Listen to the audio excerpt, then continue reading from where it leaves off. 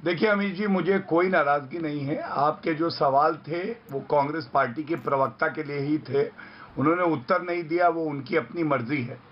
लेकिन इसको भगाओ उसको भगाओ, तो ऐसा लगता है कि राहुल गांधी कह रहे हैं, शोले मूवी में एक डायलॉग था, आधे बाएं जाओ आधे दाएं जाओ, बाकी मेरे पीछे आओ। यही हश्र होने वाला है कांग्रेस पार्टी का। कोई बचने नहीं वाला है यहाँ पे। और ईडी सीबीआई पे बार बार बात कर रही हैं हमारी बहन यहाँ पे। मैं तो इनसे इतना कहूंगा, सर्वोच्च न्यायालय की टिप्पणी कोलगेट स्कैम में याद करिए, सीबीआई को पिंजरे का तोता ये सर्वोच्च न्यायालय ने बुलाया था। कम से कम पढ़िए, राहुल गांधी को बताइए। दूसरी बात, आपने कहा कि राहुल गांधी जी को ऐसे लोगों की जरूरत है जो लड़ सके। अरे आपके यहाँ लड़ाई ही तो हो रही है, और हो क्या रहा है? सिद्धू और कैप्टन अमरिंदर सिंह में बचा क्या है? कपड़े फाड़ने ही बचा है बस।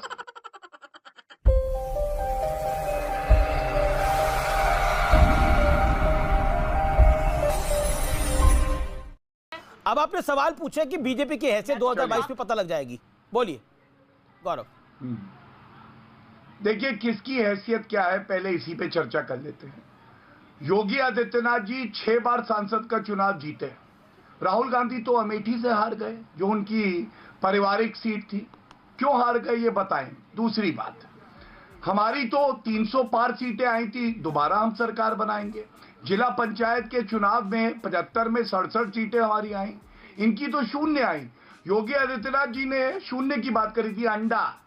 तो मैं कहूंगा कांग्रेस पार्टी फिर से लाएगी अंडा, और जनता का पड़ेगा जोरदार डंडा इनको। और शून्य और अंडे की बात हुई तो आप देखिए ये है क्या। उत्तर प्रदेश के जिला पंचायत में शून्य, पश्चिम बंगाल में शून्य, दिल्ली के 2 विधानसभा चुनाव में शून्य, और उसके बाद आके यहाँ बातें करते हैं, महिला सुरक्षा की बात करते हैं। शर्म नहीं आती आपको?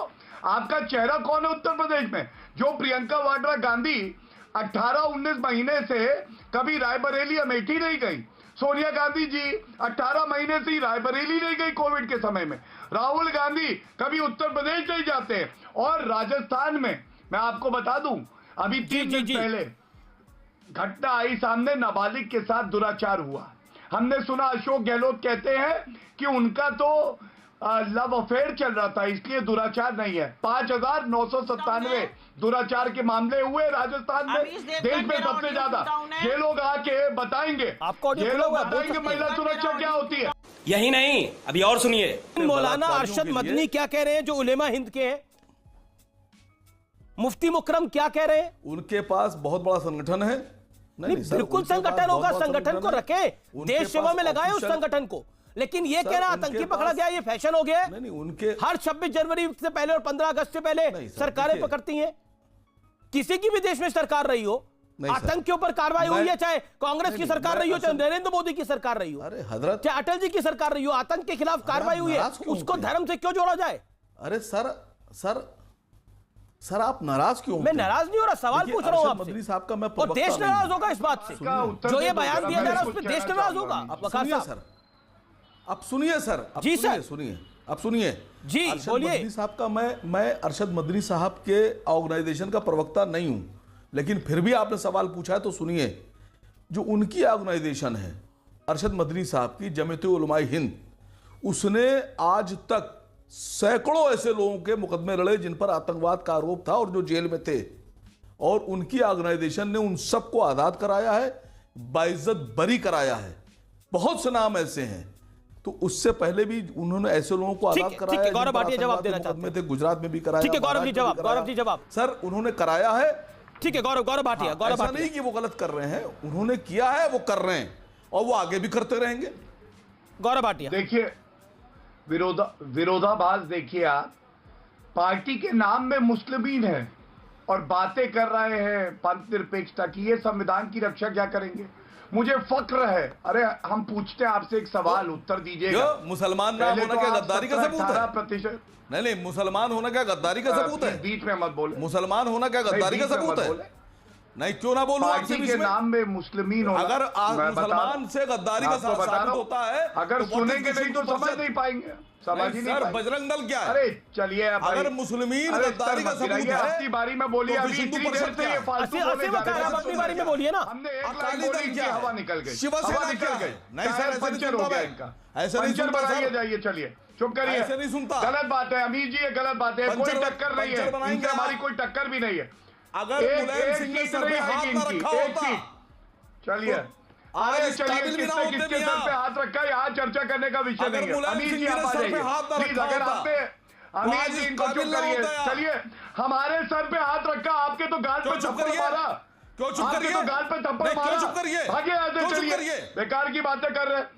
क्यों बीच चुप में करिए? जब आपको सुनने की क्षमता नहीं है तो चिल्लाते रहिए फिर। अमीर जी देखिए आप आ मियां, जाइए, तमीज से बात बेकार की कीजिएगा, बातें आपसे कर मैं रहे 100 बार कह चुका हूं। सुनिए, मैं 100 बार कह चुका हूं। नहीं तो फिर आप पर्सनल बीच में बात मत नहीं। बोलिए।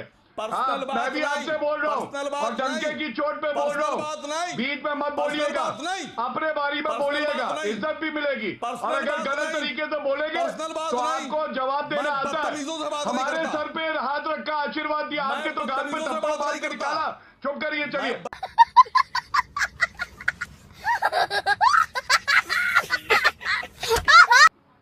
एक पार्टी के नाम में मुस्लिमीन शब्द आना, यह खुद संविधान की जो मूल भावना है उसके विपरीत है। यह पहली बात। दूसरी बात, ये कह रहे थे फक्र है। मैं पूछना चाहता हूं, ये ओवैसी जी का बयान है, याकूब मेमन को फांसी इसलिए दी गई क्योंकि वो मुसलमान था, इस पे फक्र है या नहीं है? और तीसरी बात जो योगी आदित्यनाथ जी ने भी कही थी, अगर ये 18-19% की राजनीति करेंगे, हम तो 100% की राजनीति करते, दिल जीतेंगे हर व्यक्ति का, किसी भी धर्म का क्यों ना हो, लेकिन वो 81% जो हिंदू हैं, जो ईसाई हैं, जो बौद्ध और जैन है, वो चुप रहेंगे क्या?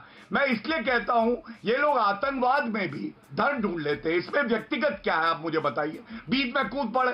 जब इन्हें फक्र होता है तो मैं पूछना चाहता हूं, जिसको सर्वोच्च न्यायालय ने फांसी की सजा दे दी, उस याकूब मेमन को कहते हैं फांसी इसलिए हुई क्योंकि वो मुसलमान था। हमारे नागरिक मर जाएं, आतंकवादी हमले हो जाए, ये अपने तार जोड़ेंगे मुसलमानों से, ये कौन सी बात है बताइए?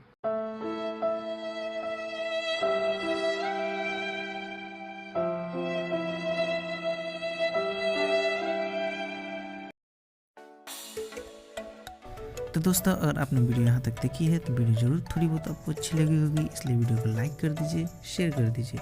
और ऐसे ही वीडियो अगर आप और देखना चाहते हैं तो मेरे चैनल को सब्सक्राइब कर दीजिए। धन्यवाद।